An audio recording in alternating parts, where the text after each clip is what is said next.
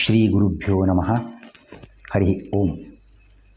ಭಾಗವತ ಸುಸಂಮೋದ ಶ್ರೋತೃಗಳಿಗೆ ಸುಸ್ವಾಗತ.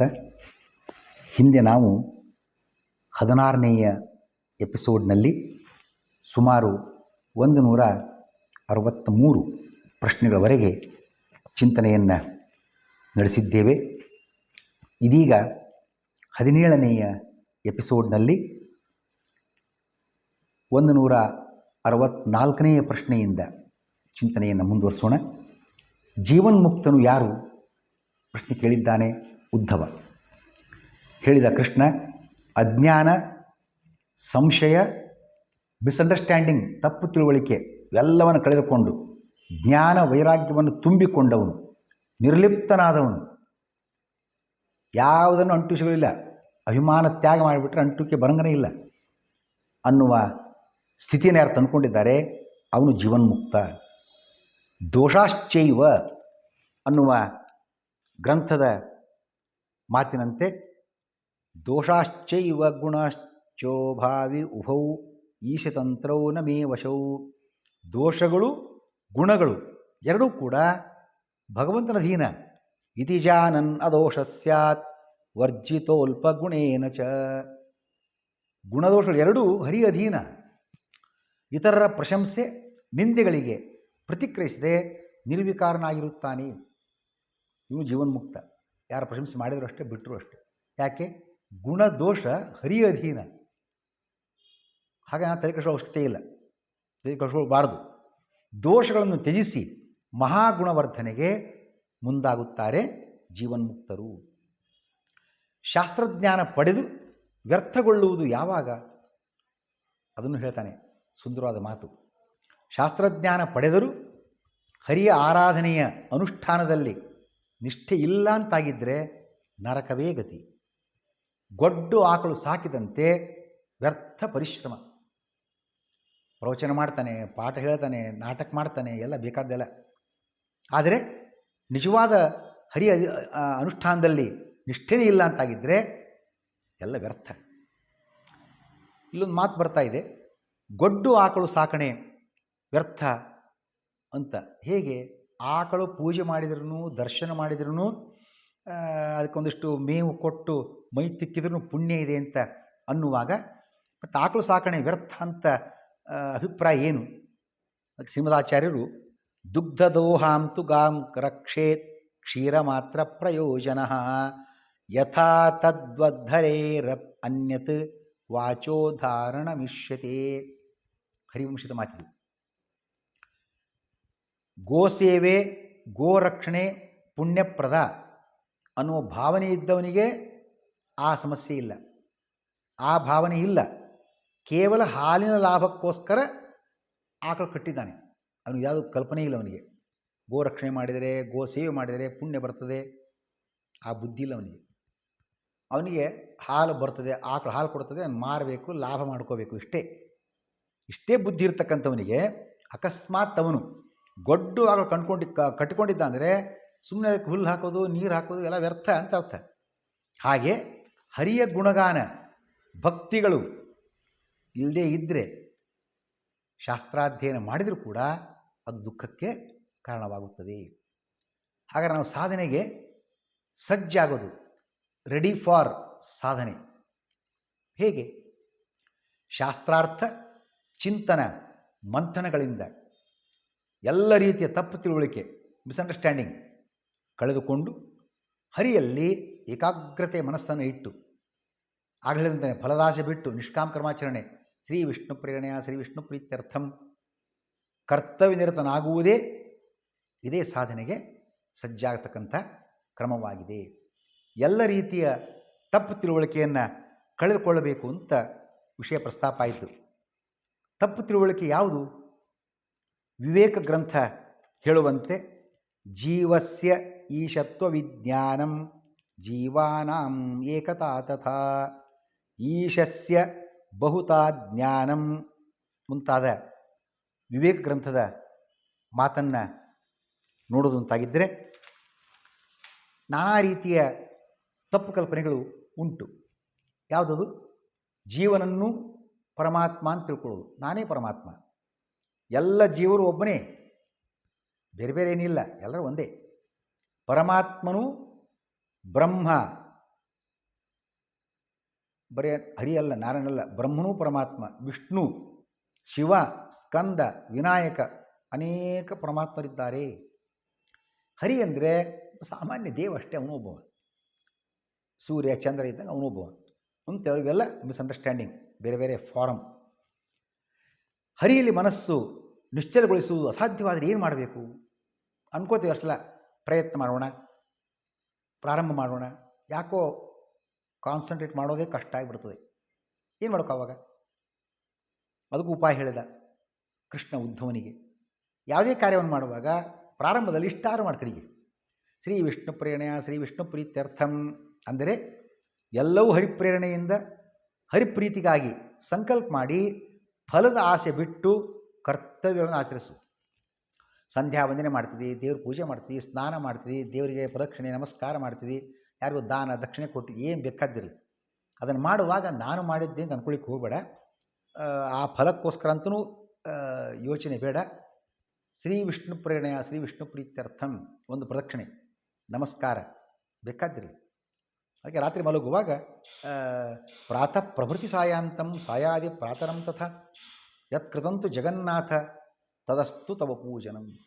ಬೆಳಗ್ಗೆಯಿಂದ ರಾತ್ರಿವರೆಗೆ, ರಾತ್ರಿಯಿಂದ ಬೆಳಗಿನವರೆಗೆ ಏನೆಲ್ಲ ಕಾರ್ಯ ಆಗಿದೆ ಪ್ರಭು, ಇದೆಲ್ಲ ನಿನಗೆ ಅರ್ಪಿತವಾಗಲಿ, ಶ್ರೀಕೃಷ್ಣಾರ್ಪಣಮಸ್ತು ಅಂತ.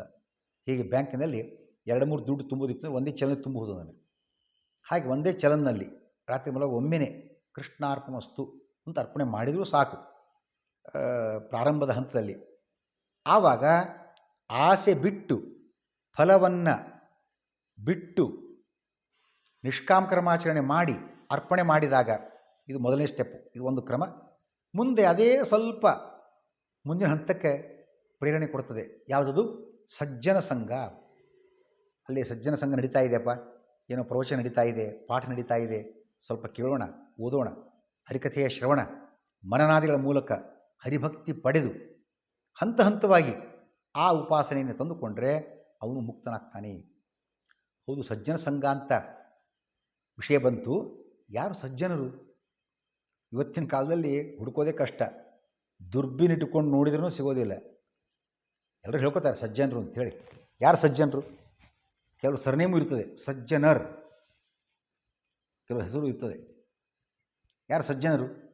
ಎಲ್ಲ ಜೀವಿಗಳ ಬಗ್ಗೆ ಪ್ರೀತಿ ದಯೆ ತೋರುವವರು, ಎಲ್ಲರ ಬಗ್ಗೆ.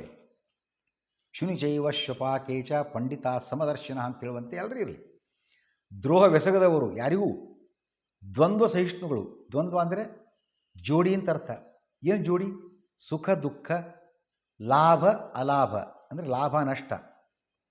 ಲಾಭ ಬಂದಾಗೂ ಒಂದೇ ರೀತಿ ಭಾವನೆ ಇರಬೇಕು, ನಷ್ಟವಾದ ಅದೇ ಭಾವನೆ ಇರಬೇಕು. ಒಳ್ಳೆಯದಾದಾಗಲೂ ಕೆಟ್ಟದಾದಾಗಲೂ ಸುಖ ದುಃಖ, ಲಾಭಾಲಾಭ, ಜಯಾಪಜಯ, ಮಾನಾಪಮಾನ, ಇವುಗಳಿಗೆ ದ್ವಂದ್ವ ಅಂತ ಕರೀತಾರೆ. ಅವು ಬಂದಾಗ ನ್ಯೂಟ್ರಲ್ ಆಗಿರಬೇಕು. ಯಾವುದ್ರ ಬಗ್ಗೆ ಎಕ್ಸಾಕ್ರೇಷನ್ ಮಾಡಲಿಕ್ಕೆ ಹೋಗಬಾರ್ದು. ಸುಖ ಬಂದಾಗ, ಸಂತೋಷ ಆದಾಗ ನಾನು ಮಾಡಿದ್ದು ಅಂದ್ರೇನು, ನಾನಂದ್ರೇನು, ನನ್ನ ಕೆಲಸ ಅಂದ್ರೇನು ಅಂತ ಹೊಗಳ್ಕೊಳ್ಳೋದು, ಕೊಚ್ಕೊಳ್ಳೋದು. ದುಃಖ ಬಂತು, ಕಷ್ಟ ಬಂತು, ಏನು ದೇವ್ರು ಕಾಡ್ಲಿಕ್ಕೆ ಹತ್ಯಾರ ಮಾರಾಯ, ದೇವ್ರ ಮೇಲೆ ಹಾಕಿಬಿಡೋದು. ಕಾಡಾಟ ಬಂತು ದೇವ್ರ ತಲೆ ಮೇಲೆ. ಒಳ್ಳೆಯ ಸುಖ ಸಂದರ್ಭ ಬಂತು, ನಾನು ಮಾಡಿದ್ದು ಅಲ್ಲ. ಸುಖವೇ ಬರಲಿ ದುಃಖವೇ ಬರಲಿ, ಸುಖವಾಗಲಿ ಬಹು ದುಃಖವಾಗಲಿ ಸಖನೀನಾಗಿರು ಪಾಂಡುರಂಗ. ನೋಡ್ರಿ ಇಂಥ ಸುಂದರವಾದ ಮಾತು. ನಿಖಿಳಾಂತರ್ಗತ ವ್ಯಾಸ ವಿಠಲ ತವ ಮುಖ ಪಂಕಜ ತೋರೋ ಪಾಂಡುರಂಗ, ನೆರೆ ನಂಬಿದೆ ಮಧೃದಯ ಮಂಟಪದೊಳು ಪರಿಶೋಭಿಸುತ್ತಿರು ಪಾಂಡುರಂಗ. ಸುಖವಾಗಲಿ ಬಹು ದುಃಖವಾಗಲಿ ಸಖ ನೀನಾಗಿರು, ನೀ ಕೈ ಬಿಡಬೇಡ, ನನ್ನ ಜೊತೆಗಿರ ಭಗವಂತ, ಎಲ್ಲ ನಿಂದೇ ಇದು ಅಂತ ಹೇಳಬೇಕು. ನಂದೇನದು ಸ್ವಾಮಿ, ನಿಂದೇ ಇದೆಲ್ಲವೂ. ದ್ವಂದ್ವ ಸಹಿಷ್ಣುಗಳು, ಸತ್ಯವಂತರು, ಶುದ್ಧ ಮನಸ್ಸಿನವರು, ಪರೋಪಕಾರಿಗಳು, ಜಿತೇಂದ್ರಿಯರು, ವಿಷಯಾಸಕ್ತಿ ರಹಿತರು, ನಿಷಿದ್ಧಾಚರಣೆ ತ್ಯಾಗಿಗಳು, ಮಿತಾಹಾರಿಗಳು, ನಿರಹಂಕಾರಿಗಳು, ಹರಿಜ್ಞಾನ ಭಕ್ತಿ ಪಡೆದವರು, ಸ್ವಧರ್ಮಾಚರಣೆಯನ್ನು ಮಾಡಿ ಶ್ರೀ ವಿಷ್ಣು ಪ್ರೇರಣ ಶ್ರೀ ವಿಷ್ಣು ಪ್ರೀತ್ಯರ್ಥಂ ಶ್ರೀ ಕೃಷ್ಣಾರ್ಪಣಮಸ್ತು ಅಂತ ಅರ್ಪಣೆ ಮಾಡತಕ್ಕಂಥವ್ರು ಇವರೇ ಮುಂತಾದವರೆಲ್ಲ ಸಜ್ಜನರು ಅಂತ ಅನ್ನಿಸ್ತಾ ಇದ್ದಾರೆ. ಸಾಮಾನ್ಯ ಭಕ್ತರು ಯಾರು ಹಾಗಾರೆ? ಇದೆಲ್ಲ ದೊಡ್ಡ ಸಾಧನೆಯ ಮಾರ್ಗ ಆಯ್ತಿದು. ಹರಿಯ ಚಲಪ್ರತಿಮೆ ಎನಿಸಿರ್ತಕ್ಕಂಥವರು ಬ್ರಾಹ್ಮಣರು, ಜ್ಞಾನಿಗಳು, ಒಳ್ಳೊಳ್ಳೆ ಗುಣ ಇರತಕ್ಕಂಥವ್ರು, ಅವರನ್ನು ಪೂಜಿಸುವವರು, ಶ್ರವಣ ಮನನ ನಿಧಿಧ್ಯಾಸನಾದಿಗಳಿಂದ ಹರಿಚಿಂತನೆ ಗೈಯುವವರು, ತಕ್ಕ ಮಟ್ಟಿಗೆ ಒಂದಷ್ಟು ದೇವರ ಪ್ರದಕ್ಷಿಣೆ ನಮಸ್ಕಾರ, ಒಂದೆರಡು ಸ್ತೋತ್ರ, ಒಂದೆರಡು ಹಾಡು, ಹೀಗೆಲ್ಲ ಯಾತ್ರೆ ವ್ರತ ಆಚರಣೆ ಮಾಡುವವರು, ದೇವರ ಪೂಜೆಗೆ ಉತ್ಸವಕ್ಕೆ ಸೇವೆ ಮಾಡುವರು, ಅಲ್ಲಿ ಮಾಲೆ ಕಟ್ಟಿ ಕೊಡ್ತಕ್ಕಂಥದ್ದು, ರಂಗೋಲಿ ಹಾಕ್ತಕ್ಕಂಥದ್ದು, ಮತ್ತೇನೋ ಹಣ್ಣು ಹಂಪಲ ನೈವೇದ್ಯಕ್ಕೆ ಅರ್ಪಣೆ ಮಾಡ್ತಕ್ಕಂಥದ್ದು, ತರಕಾರಿ ಹೆಚ್ಚಿ ಆರಾಧನೆಯಲ್ಲೆಲ್ಲ ಸೇವೆ ಮಾಡತಕ್ಕಂಥದ್ದು, ದೇವ ಮಂದಿರ ನಿರ್ಮಿಸಿ ಪೂಜಾದಿ ವ್ಯವಸ್ಥೆ ನಡೆಸ್ತಕ್ಕಂಥವ್ರು, ಡಂಭಾಚಾರ ತೊರೆದು ನಾನು ಇಸ್ತ್ರಿ ಬಟ್ಟೆ ಹಾಕ್ಕೊಂಡಿದ್ದೀನಿ, ಹೈಫೈ ಲೈಫ್ ನಂದು, ನಾನು ಕಸ ಗುಡಿಸೋದ, ನೋ ನೋ ನೋ ನೋ ನಾನು IAS ಆಫೀಸರ್, PWD ಇನ್ಸ್ಪೆಕ್ಟರ್ ಅಂತೆಲ್ಲ ಏನೇನೋ ಅಹಂಕಾರ ಬಿಂದ ಆ ದೇವರಿಗೆ ಒಂದು ಸೆಲ್ಯೂಟ್ ಹೊಡೆಯೋದಷ್ಟೇ. ಭಕ್ತಿ ಕೈ ಮುಗಿಮೂ ಇಲ್ಲ. ನಮಸ್ಕಾರ ಮಾಡಿದರೆ, ಸಾಷ್ಟಾಂಗ ನಮಸ್ಕಾರ ಮಾಡಿದರೆ ಇಸ್ತ್ರಿ ಡ್ರೆಸ್ ಮಣ್ಣಾಗ್ತದೆ ಅಷ್ಟೇ. ಸಲ್ಯೂಟ್, ಹಾಯ್ ಹೇಳ್ತಕ್ಕಂಥ ಕ್ರಮ ಆ ರೀತಿ ಮಾಡ್ತಕ್ಕದ್ದಲ್ಲ. ಅದೇ ಅಹಂಕಾರ. ಈ ಡಂಬಾಚಾರವನ್ನು ಬಿಟ್ಟು ಕಸವನ್ನು ಗುಡಿಸ್ತಕ್ಕಂಥದ್ದು ದೇವಸ್ಥಾನದಲ್ಲಿ. ಭಗವಂತನ ಸೇವೆ ಅದು, ಯಾರ್ದು ಮನೆ ಕಸ ಗುಡಿಸೋದಲ್ಲ. ರಂಗೋಲಿ ಹಾಕ್ತಕ್ಕಂಥದ್ದು ಮುಂತಾದ ಸೇವೆಗೈಯುವವರು ಇವರೇ ಮುಂತಾದವರೆಲ್ಲ ಸಾಮಾನ್ಯ ಭಕ್ತರಾಗಿದ್ದಾರೆಯಪ್ಪ. ಮುಕ್ತಿಗೆ ಅರ್ಹತೆ ಯಾರಿಗೆಲ್ಲ ಉಂಟು ಅಂತ ಕೇಳಿದ್ದಾನೆ ಉದ್ಧವ. ಶಾಸ್ತ್ರಾಭ್ಯಾಸ ಶ್ರವಣಾದಿಗಳಿಂದ ಹರಿಚಿಂತನೆ ನಡೆಸಬೇಕು, ಪರೋಪಕಾರ ಮಾಡಬೇಕು, ಸೇವಾ ಮನೋಭಾವದಿಂದ ನಿರಂತರ ಹರಿಸೇವೆ, ಡಂಭಾಚಾರ ತೊರೆಯುವುದು, ಅಹಂಕಾರಿ ಆಗದೇ ಇರುವುದು, ಪುಣ್ಯ ಕಾರ್ಯ ಮಾಡಿ ಹೇಳಿಕೊಳ್ಳದಿರುವುದು ವೆರಿ ಇಂಪಾರ್ಟೆಂಟ್. ಇವತ್ತು ನಾವು ಕೀರ್ತಿಗೋಸ್ಕರನೇ ಕಾರ್ಯವನ್ನು ಮಾಡತಕ್ಕಂಥದ್ದು. ಪುಣ್ಯ ಕಾರ್ಯ ಮಾಡಿಯೂ ಹೇಳಬಾರದು. ದೇವರಿಗೆ ಹಚ್ಚಿಟ್ಟ ದೀಪದ ಬೆಳಕನ್ನು ಸಹ ಸ್ವಂತಕ್ಕೆ ಬಳಸಿಕೊಳ್ಳದವರು ಬಳಸಿಕೊಡುದು. ಅಪಿ ದೀಪಾವಲೋಕಮ್ಮೆ ನೂಪ ಇಂಜಾನ್ಯಮೇದಿತಂ. ಕೃಷ್ಣ ಹೇಳ್ತಾನೆ, ಭಗವಂತ ಉಳಿಸಿಕೊಳ್ಳಬೇಕು ಅಂತಾಗಿದ್ದರೆ ದೇವರು ಹಚ್ಚಿಟ್ಟ ದೀಪವನ್ನು ಸಹಿತ, ದೀಪದ ಬೆಳಕನ್ನು ಸಹಿತ ಸ್ವಂತಕ್ಕೆ ಬಳಸಿಕೊಳ್ಳಬಾರದು. ಅದೇಗೆ ಸಾಧ್ಯ ರೀ? ಯಾರು ಮಾಡ್ತಾರೆ ಅದನ್ನು? ದೇವ್ರು ಹಚ್ಚಿಟ್ಟ ದೀಪ ಆ ಬೆಳಕು ಯಾರು ತಗೋತಾರೆ? ಯಾರು ಬಳಸ್ಕೊಳ್ಳೋದೇ ಇಲ್ವಲ್ಲ. ಅದು ಹೇಳೋಷ್ಕತೆ ಇತ್ತಾ ಅಂತ ಅನ್ನಿಸ್ತು ಮೇಲ್ನೋಟಕ್ಕೆ.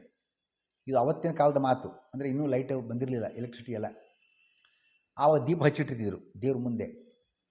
ಸಾಯಂಕಾಲ ಆದಾಗ ಯಾರೋ ಬಂದು ಇಟ್ಕೊಳ್ಳಿ, ಹಾಲ್ನಲ್ಲಿ ದೀಪ ಇಲ್ಲ, ಇದು ದೀಪ ಎಣ್ಣೆ ಮುಕ್ತಾಯವಾಗಿ ಅದು ಶಾಂತವಾಗ್ತಾ, ಇದನ್ನು ಮಬ್ಬಾಯಿತು, ಯಾರೋ ತೊಗೊಂಡು ಹೋದರು. ಇನ್ನೊಂದು ದೀಪ ದೇವ್ರ ಮುಂದಿದೆಯಲ್ಲ ಅಂತ ತೊಗೊಂಬ, ಇಲ್ಲಿ ಮಾತಾಡೋಣ ಅಂತ ಹೇಳಿಬಿಟ್ಟು. ಹಾಗಾಗಿ ದೇವ್ರ ಹಚ್ಚಿದ ದೀಪವನ್ನು ಸ್ವಂತಕ್ಕೆ ಬಳಸ್ಕೊಳ್ತಕ್ಕಂಥದ್ದು ಇವತ್ತಿಗೂ ಉಂಟದು. ಕರೆಂಟು ಹೋಯ್ತು ಅಂತ ಇಟ್ಕೊಳ್ರಿ, ದೇವ್ರ ಮುಂದೆ ದೀಪ ಹಚ್ಚಿಟ್ಟಿದ್ದಾರೆ, ಕರೆಂಟ್ ಹೋಯಿತು, ನನ್ನ ಮನೇಲಿ ಇನ್ವರ್ಟರ್ ಇಲ್ಲ, ನಾನೊಬ್ಬ ಸಾಮಾನ್ಯ ಬಡವ. ಇನ್ವರ್ಟರ್ ಇದ್ದವ್ರ ಮನೆಯಲ್ಲಿ ಆದಾಗತ್ತೆ, ಅದು ವಿಷಯ ಬೇರೆ. ನನ್ನಂಥ ಬಡವನ ಮನೆಯಲ್ಲಿ ಇನ್ವರ್ಟರ್ ಇಲ್ಲ, ಕರೆಂಟ್ ಹೋದಾಗ ಕತ್ಲು ಅಂದಾಗ ಆ ದೇವ್ರ ಮುಂದೆ ದೀಪ ಇದೆಯಲ್ಲ ಅಂತ ತೊಗೊಂಬ ಇಲ್ಲಿ ಅಂತ ಹೇಳಿ ತೊಗೊಂಬರ್ತೀವಿ. ಇಲ್ಲಿ ತಂದು ಮಾಡಿದ್ದೇನು ಘನದಾರಿ ಕೆಲಸ ಏನೂ ಇಲ್ಲ, ಹಾಳು ಹರಟೆನೇ. ಅವನ ಹಾಗೆ, ಇವನು ಹೀಗೆ, ಇವಳು ಹೀಗೆ, ಅವಳ ಹಾಗೆ, ಬರೀ ಟೀಕೆ ಟಿಪ್ಪಣಿಗಳೇ. ಆದರೆ ನಾವು ಮಾಡಿದ ತಪ್ಪಂತೂ ನಿಜ. ಕೃಷ್ಣ ಹೇಳಿದ, ದೇವರ ಮುಂದೆ ಹಚ್ಚಿಟ್ಟ ದೀಪದ ಬೆಳಕನ್ನು ಸಹಿತ ಸ್ವಂತಕ್ಕೆ ಬಳಸಿಕೊಳ್ಳಬಾರದು. ಇದು ದೇವರು ಬಳಸಿಕೊಳ್ಳಬೇಕಂತ ಕ್ರಮ ಇದು. ದೇವರು ಆ ರೀತಿಯಾಗಿ ಇದ್ದರೆ ಅವನಿಗೆ ಮುಕ್ತಿ ಅರ್ಹತೆ ಕೊಡ್ತಾನೆ ಭಗವಂತ. ಅಪಿ ದೀಪಾವಲೋಕಮ್ಮೆ ನೋಪಯುಂಜ ನಿವೇದಿತಂ. ಇದು ಒಂದು ಕ್ರಮ. ಮುಂದೆ ಹೇಳ್ತಾನೆ, ಯದ್ಯದಿಷ್ಟತಮಂ ಲೋಕೆ ಯಚ್ಚಾತಿ ಪ್ರೇಮಾತ್ಮನಃ ತತ್ತ ನಿವೇದಯನ್ ಮಹ್ಯಂ ತತ್ ಅನಂತ್ಯಾಯ ಕಲ್ಪತೆ. ದೇವರನ್ನು ಉಳಿಸ್ಕೊಳ್ಬೇಕು ಅಂತಾಗಿದ್ದರೆ ನಿನಗೆ ಯಾವುದು ಅತ್ಯಂತ ಪ್ರೀತಿ ಪಾತ್ರ, ಅದು ಸ್ವೀಟ್ ತಿನ್ನುವ ಪದಾರ್ಥ ಇರ್ಬೋದು, ತರಕಾರಿ ಇರ್ಬೋದು, ಹಣ್ಣು ಇರ್ಬೋದು, ಏನೆಲ್ಲ ಮೋಸ್ಟ್ ಫೇವರಿಟ್ ಅಂತಿರ್ತೀವಿ ಕೆಲವು ಸಲ ನಾವು. ನಂಗೆ ಅವರಂದ್ರೆ ಭಾಳ ಇಷ್ಟ, ಈ ವಸ್ತು ತುಂಬ ಇಷ್ಟ, ಹಾಗೆ ಇಂಥ ಇಷ್ಟ ಅಂತೇನು ಅಂತೀಯಲ್ಲ, ಅದನ್ನು ನನಗೆ ಮೊದಲು ಕೊಡು. ಯದ್ಯದಿಷ್ಟತಮಂ ಸೂಪರ್ಲೇಟಿವ್ ಅಲ್ಲಿ, ಇಷ್ಟತಮ ಪ್ರೀತಿ ಪಾತ್ರ, ಸೂಪರ್ಲೇಟಿವ್, ಅತ್ಯಂತ ಪ್ರೀತಿ ಪಾತ್ರ, ಮೋಸ್ಟ್ ಫೇವರಿಟ್, ಅದು ನನಗೆ ಕೊಡು, ನೀನು ನಾನು ಮೋಕ್ಷ ಕೊಡ್ತೀನಿ. ಆದರೆ ಇವತ್ತು ನಮ್ಮ ಆಚರಣೆ ವ್ಯತ್ಯಾಸ ಆಗಿಬಿಟ್ಟಿದೆ, ಅದನ್ನು ಬಿಟ್ಟಿದ್ದೀವಿ. ದೇವರಿಗೆ ಕೊಡ್ತಕ್ಕಂಥದ್ದು ಸೆಕೆಂಡ್ರಿ. ಫಸ್ಟ್ ಕ್ವಾಲಿಟಿ ನನಗೆ, ಸೆಕೆಂಡ್ ಕ್ವಾಲಿಟಿ ದೇವರಿಗೆ. ಇಂಥ ಸಂದರ್ಭ ನಿರ್ಮಾಣ ಆಗಿಬಿಟ್ಟಿದೆ. ಅದು ಯಾಕೆ ಅಂತ ಗೊತ್ತಿಲ್ಲ. ಒಂದು ರೀತಿ ಅಜ್ಞಾನವೂ ಇರ್ಬೋದು, ದೇವ್ರು ನಡೀತದೆ ಹೇಳ್ರಿ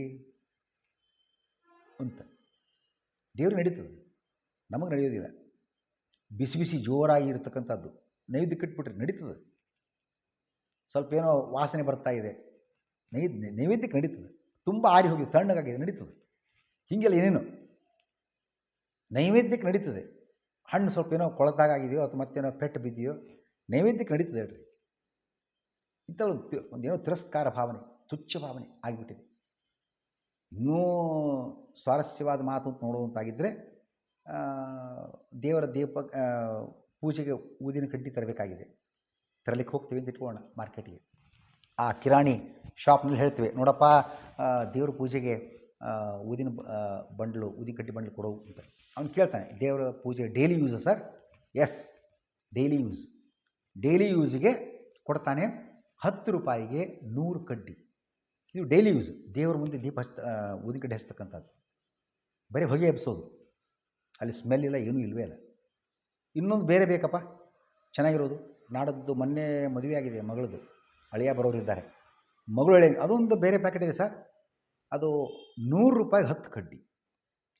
ಮಗಳು ಎಳೆಯನಿಗೆ 100 ರೂಪಾಯಿಗೆ 10 ಕಡ್ಡಿ. ದೇವರಿಗೆ ಆಗುವಾಗ 100 ರೂಪಾಯಿಗೆ 10 ಕಡ್ಡಿ, 10 ರೂಪಾಯಿಗೆ 100 ಕಡ್ಡಿ. ಬರೀ ಹೊಗೆ ಎಬ್ಸೋದು. ಅವನು ದೇವ್ರು ಕೆಮ್ಮಿ ಕೆಮ್ಮಿ ಕೆಮ್ಮಿ ಕೊರೋನಾ ಬಂದರೂ ಅಡ್ಡಿ ಇಲ್ಲ, ನಮಗೆ ಗೊತ್ತಿಲ್ಲ. ಊದಿನ ಕಡ್ಡಿ ಹಚ್ಚಿದ್ದೇವೆ, ಟಿಕ್ ಹಾಕಿಬಿಟ್ರೆ ಆಯಿತು. ನಮ್ಮ ಪೂಜೆ ಕ್ರಮ ಇದು. ಎಂಥ ಸಂದರ್ಭ. ಹಾಗೆಯೇ ಯಾವುದೋ ನೋಟು ಹರಿದು ಹೋಗಿರುತ್ತೆ,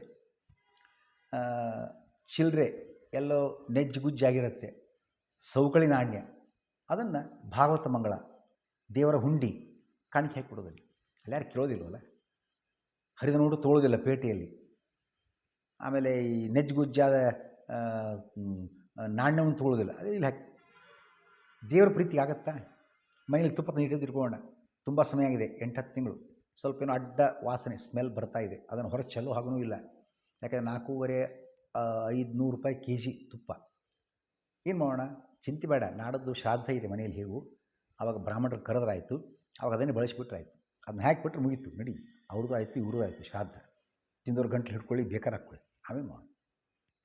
ಆಗ್ತದೆ ಇದು? ದೇವರ ಪ್ರೀತಿ ಗಳಿಸೋಕ್ಕಾಗ್ತದೆ?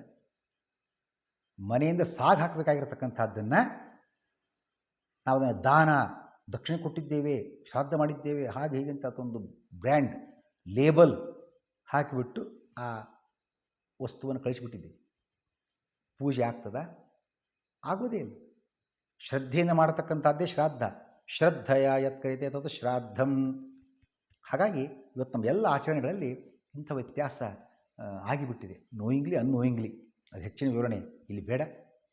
ಅದಾಗಿದ್ದಂತೂ ಪಕ್ಕ ಆಗಿರೋದು. ಆ ಚಿಂತನೆ ಖಂಡಿತ ತಂದುಕೊಳ್ಬಹುದಾಗಿದೆ. ನಿನಗೆ ಉದ್ಧವ ಯಾವುದು ಅತ್ಯಂತ ಪ್ರೀತಿಪಾತ್ರ ವಸ್ತು ಅಂತುಂಟು, ಅದು ನನಗೆ ಕೊಡು. ಅದು ಖಾದ್ಯಾದಿ ಪದಾರ್ಥ, ಅದು ಸ್ವೀಟ್ ಇರ್ಬೋದು, ತರಕಾರಿ, ಹಣ್ಣು, ಮತ್ತೇನೇ ವಸ್ತು, ಬಟ್ಟೆ, ನಾನು ಮೊದಲು ಅರ್ಪಣೆ ಮಾಡೋದು ಕೃಷ್ಣಾರ್ಪಣ ವಸ್ತು ಅಂಥೇಳಿ.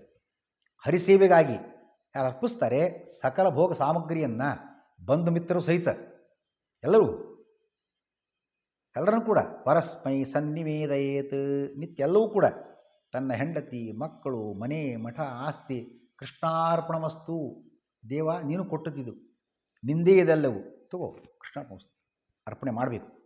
ಅಂಥವನಿಗೆ ಮುಕ್ತಿಯ ಅರ್ಹತೆ ಬರ್ತಾ ಇದೆ. ಅಲ್ಲ, ಇವತ್ತು ನಾವು ಆಚರಣೆ ಮಾಡ್ತಾ ಇದ್ದೀವಿ, ಬೇಕಾದ ದಿವಸದಿಂದೆಲ್ಲ ಪೂಜೆ ಮಾಡ್ತಾನೇ ಇದ್ದೀವಿ, ದಕ್ಷಿಣ ದಾನ ಎಲ್ಲ ಕೊಡ್ತಾನೇ ಇದ್ದೀವಿ, ಯಾಕೆ ದೇವರ ಅನುಗ್ರಹ ಇನ್ನೂ ಆಗ್ತಾ ಇಲ್ಲ? ಕೆಲವು ಪ್ರಶ್ನೆ ಕೇಳ್ತಾರೆ. ಇಲ್ಲರಿ, ಯಾಕೆ ಏನು ಸಮಸ್ಯೆ ಗೊತ್ತಾಗ್ತಾ ಇಲ್ಲ, ಎಲ್ಲ ಆಗಿದೆ, ಪೂಜೆ ಆಗಿದೆ, ಜಪ ಆಗಿದೆ, ಪಾರಾಯಣ ಆಗಿದೆ, ಹೋಮ ಹವನ, ಅಧಿಕ ಮಾಸ ಬಂದಿತ್ತು ಮೊನ್ನೆ, 33 ಹಾಡು, ದಾನ, ದಕ್ಷಿಣೆ ಎಲ್ಲ ಆಗಿದೆ. ಈ ದೇವರ ಅನುಗ್ರಹ ತಡವಾಗಲಿಕ್ಕೆ ಕಾರಣ ಏನು? ಸ್ವಲ್ಪ ಯೋಚನೆ ನಾವು ಮಾಡಬೇಕಾಗಿದೆ. ಈ ಸಾಧಕನ ತಪ್ಪು ನಡೆ ನುಡಿಗಳು ಕಾರಣವಾಗಿವೆ. ಯಾಕೆ? ಆಗ ಹೇಳಿದಂತಾನೆ ನಮ್ಮ ನಡೆ, ದೇವ್ರ ಸ್ತೋತ್ರ ಹೇಳ್ತೀವಿ, ಅರ್ಥಜ್ಞಾನವೇ ಇಲ್ಲ, ತಪ್ಪಾಗಿ ಹೇಳಿಬಿಡ್ತೀವಿ. ಎಲ್ಲ ಶಬ್ದವನ್ನು ಬಿಡಿಸ್ಬೇಕು, ಎಲ್ಲ ಶಬ್ದ ಬಿಡಿಸಬಾರ್ದು, ಕ್ರಮ ಇದೆ ಅದಕ್ಕೆಲ್ಲ. ಶಬ್ದ ಬಿಡಿಸಿ ಹೇಳಿದಾಗ ಒಂದು ಅರ್ಥ ಆಗ್ತದೆ, ಕೂಡಿಸಿ ಹೇಳಿದಾಗ ಒಂದು ಅರ್ಥ ಆಗ್ತದೆ, ಎಲ್ಲ ಅಪಾರ್ಥವೇ ಆಗಿಬಿಡ್ತದೆ, ಅನ್ಯಾರ್ಥ. ಸ್ತೋತ್ರ ಪಠಣ ಪಾರಾಯಣ ಮಾಡ್ತಕ್ಕಂಥದ್ದು. ರಾಜಚೋರ ಮಹಾವ್ಯಾಘ್ರ ಸರ್ಪನಕ್ರಾದಿ ಪೀಡನಂ ನ ಜಾಯತೇಶ ಸ್ತೋತ್ರಸ್ಯ ಪ್ರಭಾವಾನ್ನಾಥ ಸಂಶಯ. ರಾವಿನ ಸೂತ್ರದ ಕೊನೆಯ ಮಾತು. Simple meaning. ಯಾರು ಈ ರಾವಿನ ಸೂತ್ರ ಪಾರಾಯಣ ಮಾಡ್ತಾರೆ ಅವರಿಗೆ ಕಳ್ಳರಿಂದ, ರಾಜರಿಂದ, ಕ್ರೂರ ಪ್ರಾಣಿಗಳಿಂದ ಯಾವ ಭಯವೂ ಇಲ್ಲ. ಆ ಅರ್ಥಜ್ಞಾನ ಇಲ್ಲದೇ ಸ್ತೋತ್ರ ಹೇಳುವಾಗ ಬೃಂದಾವನ ನೋಡಿಕೊಂಡು ರಾಜಚೋರ ಮಹಾವ್ಯಾಘ್ರ ಗುರುಗಳನ್ನೇ ಸಂಬೋಧನೆ ಮಾಡಿಬಿಡೋದು. ನೀನೇ ಚೋರ, ನೀನೇ ಮಹಾವ್ಯಾಘ್ರ ಆಗತ್ತಾ? ನಾವೇನು ಪರ್ಪಸ್ಲಿ ತಪ್ಪು ಮಾಡಿಲ್ಲ, ವಿಷಯ ಬೇರೆ. ಆದರೆ ಆಗ್ತಿರೋದು ನಿಜ. ಇದು ಉದಾಹರಣೆ ಅಷ್ಟೇ. ಇಂತಹ ತಪ್ಪುಗಳು ಸಾಕಷ್ಟಿವೆ. ಸ್ತೋತ್ರ ಪಠಣ ಹಾಡಿನ ಹೇಳ್ತಕ್ಕಂಥ ಕ್ರಮ, ದಾಸ ಸಾಹಿತ್ಯದ್ದು ಪ್ರಸಿದ್ಧವಾಗಿರ್ತಕ್ಕಂಥ ಹಾಡು ನಮಗೆಲ್ಲ ಗೊತ್ತಿದೆ. ಭೀಮಸೇನ್ ಜೋಶಿಯವರ ಹಾಡು. ಯಾದವನೀ ಬಾಳ್ ಯದುಕುಲ ನಂದನ ಮಾಧವ ಮಧುಸೂದನ ಬಾರು, ಮಾಧವ ಮಧುಸೂದನ ಬಾರು. ಮಧುಸೂದನ ಬಾರು ಅಂತ ಹೇಳಬೇಕು. ಅವರು ತಮ್ಮ ಸಂಗೀತ ರಾಗ ತಾಳಕ್ಕೆ ಅನುಗುಣವಾಗಿ ಸ್ವಲ್ಪ ಅದನ್ನು ಸ್ಪೀಡ್ ಮಾಡಿ ಹೇಳಿಬಿಡ್ತಾರೆ. ಮಧುಸೂದನ ಬಾರು. ದೇವರನ್ನ ದನ ಕರೆದ್ರೆ ಬರ್ತಾನೆ. ನಾವೇನು ಪರ್ಪಸ್ ತಪ್ಪು ಮಾಡಿರ್ಲಿಕ್ಕಿಲ್ಲ, ಆಗ ಹೇಳಿದಂತಾನೆ ಆಗಿದ್ದು ನಿಜ, ಆಗ್ತಿರೋದು ನಿಜ. ಅರ್ಥಜ್ಞಾನ ನಮ್ಗೆ ಗೊತ್ತಿಲ್ಲ. ಹ್ಯಾಂಗಾದ್ರೆ ಏನೀಗ, ಯಾವ ರೀತಿ ಆದರೆ ಏನು? ಮಧುಸೂದನ ಒಟ್ಟಿ ಹೇಳಿದ್ರೇನು, ಬಿಡಿಸಿ ಹೇಳಿದ್ರೇನು, ಈ ರೀತಿ. ಹಾಗಾಗಿ ಅರ್ಥಜ್ಞಾನವಿಲ್ಲದೆ ದೇವರ ಸ್ತೋತ್ರ, ಹಾಡು ಮುಂತಾದವನ್ನು ಪಠಿಸಿ ಸ್ತೋತ್ರ ಪಾಠ ಆಗಿದೆ, ಪಾರಾಯಣ ಆಗಿದೆ, ಹಾಡಾಗಿದೆ, 33 ಹಾಡುಗಳಾಯಿತು, ಏನು ಬೀಗೋದೇನು? ಒಬ್ಬೊಬ್ಬ ಅರ್ಥದ ಅರಿವಿಲ್ಲದೆ ಸ್ತೋತ್ರ ಪಠಣವು ಅನ್ಯಾರ್ಥ, ಅಪಾರ್ಥ, ಅನರ್ಥಕ್ಕೂ ಕಾರಣವಾಗುತ್ತದೆ. ಅತ್ಯುತ್ತಮ ಹಾಗೂ ಸಾಧಕನಿಗೆ ಅತ್ಯಂತ ಪ್ರೀತಿಪಾತ್ರವಾದುದನ್ನು ಹರಿಗೆ ಅರ್ಪಿಸುವಲ್ಲಿ ಅಲಕ್ಷ್ಯ ಹಾಗೂ ಜಿಪುಣತನ ಮುಂತಾದ ದೋಷ. ಆಗ ಹೇಳಿದಂತಾನೆ ಜಿಪುಣತನ ದೇವರಿಗೆ ಕೊಡುವಾಗ. ನನಗಾಗುವ ಒಂದೊಂದು ಮಡಿಯಲ್ಲಿ ಅಡುಗೆ ಮಾಡಿರುತ್ತೆ. ಈಗ ಹೆಚ್ಚು ಇನ್ನೂ ಅಡುಗೆ ಪೂರ್ಣ ಆಗಿಲ್ಲ, ಒಂದು ಸಪ್ಪನ್ನು ತವಿ ಅಷ್ಟೇ ಆಗಿದೆ, ಆಯ್ತು ದೇವ್ರದ್ದು ಕೊಟ್ಕೊಂಡು ನಾವು ಮತ್ತೆ ಆಮೇಲೆಲ್ಲ ಹಾಕ್ಕೊಂಡು ಊಟ ಮಾಡೋಣ ಅಂತ. ದೇವ್ರ ನೆದ್ದಕ್ಕಾಗುವಾಗ ಸಪ್ಪನ್ನು ತವ್ವಿ, ನಮಗಾಗುವಾಗ ಎಲ್ಲ ಹಾಕ್ಕೊಂಡು ಊಟ ಮಾಡೋಣ. ಅಲ್ಲ ಅಲಕ್ಷ್ಯ, ತಿರಸ್ಕಾರ. ಆಮೇಲೆ ಆಗ ಹೇಳ್ತೇನೆ, ಊದಿನ ಕಡ್ಡಿ ಹೆಚ್ಚುವಾಗ ಪರಿಮಳವಿಲ್ಲದ ಹೊಗೆ ಮಾತ್ರ ಉಗುಳುವ ಊದಿನ ಕಡ್ಡಿ. ಪ್ಲಾಸ್ಟಿಕ್ ಹೂಣು ತಂದಿಡ್ತಾರೆ, ಪ್ಲಾಸ್ಟಿಕ್ ಮಾಲೆ ಹಾಕ್ತಾರೆ. ಈ ವರ್ಷವೂ ಅದೇ ಗಣಪತಿಗೆ ಮಾಲೆ, ಮುಂದಿನ ವರ್ಷವೂ ಅದೇ ಮಾಲೆ. ಒಮ್ಮೆ ಖರ್ಚು ಹಾಕಿಬಿಡೋದು ತರಿಸಿ, ಆದರೆ ಅಕೌಂಟ್ನಲ್ಲಿ ಮಾತ್ರ ವರ್ಷ ಖರ್ಚು ಹಾಕ್ತಿರೋದು ಮಾಲೆ ತಂದು ಹಾಕಿದ್ದೇವೆ ಅಂತ. ದೇವರಿಗೆ ಪ್ಲಾಸ್ಟಿಕ್ ಮಾಲೆ ಹಾಕಿದರೆ, ಪ್ಲಾಸ್ಟಿಕ್ ಹಣ್ಣು ಹಂಪಲ ಇಟ್ಟರೆ ಆಗತ್ತಾ? ನಾಳೆ ಮೋಕ್ಷ ಅದೇ ಕೊಡ್ತಾರೆ ನಿಮಗೂ, ತಗೋ ಪ್ಲಾಸ್ಟಿಕ್ ಹಣ್ಣು ತಿನ್ನಲಿಕ್ಕಾಗ್ತದೆ? ಅದಕ್ಕಾಗಿ ಅಲ್ಲ, ಆ ತಪ್ಪನ್ನು ಮಾಡತಕ್ಕದ್ದಲ್ಲ. ಕುಲಗೆಟ್ಟ ನೋಟುಗಳು, ನಾಣ್ಯಗಳನ್ನು ದೇವರ ಹುಂಡಿಗೆ ಹಾಕಿಬಿಡೋದು, ಎಲ್ಲಿ ನಡೆಯೋದೇ ಇಲ್ಲ. ಮಂದಿ ಯಾವುದೊಂದು ದೇವಸ್ಥಾನ ಹೇಳ್ತಿದ್ರು, ಇಲ್ಲರಿ ಹುಂಡಿ ತೆಗೆದಿದ್ವಿ, ಅಲ್ಲೆಲ್ಲ ನಡೆಯಲಾರದ ನಾಣ್ಯಗಳೇ ಬಂದುಬಿಟ್ಟಿವೆ ಅಂತ. ಯಾವುದಾದ್ರು 5 ಪೈಸೆ 10 ಪೈಸೆ ಎಲ್ಲಿದೆ ಈಗೆಲ್ಲ? 4 ಆಣಿ 8 ಆಣಿ ಮನೇಲಿ ಇಟ್ಕೊಂಡು ದೇವಸ್ಥಾನ ಕೃಷ್ಣ ನೋಡಿ. ಹರಕು ನೋಟುಗಳು ಎಲ್ಲ ಪೀಸ್ ಆಗಿರ್ತದೆ. ಅದು ಎಣ್ಣೆ ಬಿದ್ದದ್ದು, ಕಟ್ಟಾಗಿದ್ದು, ತೂತು ಬಿದ್ದದ್ದು, ಸುಟ್ಟಿದ್ದು, ಎಟ್ಸೆಟ್ರಾ. ಕುಲಗೆಟ್ಟ ನೋಟುಗಳು, ನಾಣ್ಯಗಳು ದೇವರ ಹುಂಡಿಗೆ ದಕ್ಷಿಣೆಗಾಗಿ ಬಳಸ್ತಕ್ಕಂಥದ್ದು ತಪ್ಪು ನಡೆ. ನಿಷಿದ್ಧ ಪದಾರ್ಥವನ್ನು ಸಮರ್ಪಣೆ ಮಾಡತಕ್ಕದ್ದಲ್ಲ, ಶುದ್ಧವಾದ್ದನ್ನು ಕೊಡಬೇಕು. ಪತ್ರಂ ಪುಷ್ಪಂ ಫಲಂ ತೋಯಂ ಕೃಷ್ಣ ಹೇಳಿದ. ಏನು ಹಾಗಂದರೆ, ಪತ್ರಂ ತುಳಸಿ ಪತ್ರಂ ಸಮರ್ಪಯಾಮಿ, ಓಕೆ. ಯಾನೋ ಮಹಾನುಭಾವ ಪತ್ರಂ ತಕ್ಷಬ್ದ ಇದೆ, ಹಾಗಾಗಿ ತಂಬಾಕು ಪತ್ರಂ ಸಮರ್ಪಯಾಮಿ ಅನ್ಬೋದಾ? ನೋ, ನಿಷಿದ್ಧವಾದ್ದನ್ನು ಕೊಡತಕ್ಕದ್ದಲ್ಲ. ದೇವರಿಗೆ ಹಚ್ಚಿಟ್ಟು ದೀಪದ ಬೆಳಕನ್ನು ಸಹ ಸ್ವಂತಕ್ಕೆ ಬಳಸ್ಕೊಳ್ಬಾರ್ದು. ದೇವರು ಹೇಳ್ತಿರೋ ಹೊತ್ತಿನೊಳಗೆ ದೇವಸ್ವ ಬ್ರಾಹ್ಮಣಸ್ವ ಅಪಹಾರ ಎಗ್ಗಿಲ್ಲದೆ ನಡೀತಾ ಇದೆ ಇವತ್ತು. ಬ್ರಾಹ್ಮಣಿಗೆ ದಕ್ಷಿಣ ಕೊಟ್ಟದ್ದನ್ನು ನಾವು ಕಸ್ಕೋಬಾರ್ದು, ಇಸ್ಕೋಬಾರ್ದು, ಬಳಸ್ಕೋಬಾರ್ದು. ದೇವಸ್ಥಾನದ ಸೊತ್ತುಗಳನ್ನು ಕೂಡ ಬಳಸ್ಕೋಬಾರ್ದು ಸ್ವಂತಕ್ಕೆ. ಆ ತಪ್ಪು ನಡೀತಾನೆ ಇದೆ. ಮತ್ತು ಹೇಗಾಗ್ತದೆ ದೇವರ ಅನುಗ್ರಹ? ಇವೇ ಮುಂತಾದ ಸಾಧಕನ ತಪ್ಪು ನಡೆ ನುಡಿಗಳು ದೇವರ ಅನುಗ್ರಹ ತಡವಾಗಲು ಕಾರಣವಾಗಿವೆ. ಆ ಚಿಂತನೆಯನ್ನು ಖಂಡಿತ ಮಾಡಬಹುದು ಅನ್ನಿಸ್ತದೆ. ಕೃಷ್ಣ ಉಪಾಸನೆಯ ಕ್ರಮವನ್ನು ಕೂಡ ಹೇಳಿಕೊಟ್ಟ, ಯಾವ ರೀತಿ ಇರಬೇಕು ಅಂತ ಆ ಚಿಂತನೆಯನ್ನು ಖಂಡಿತ ಮಾಡಬೇಕು. ಶ್ರೀಕೃಷ್ಣ.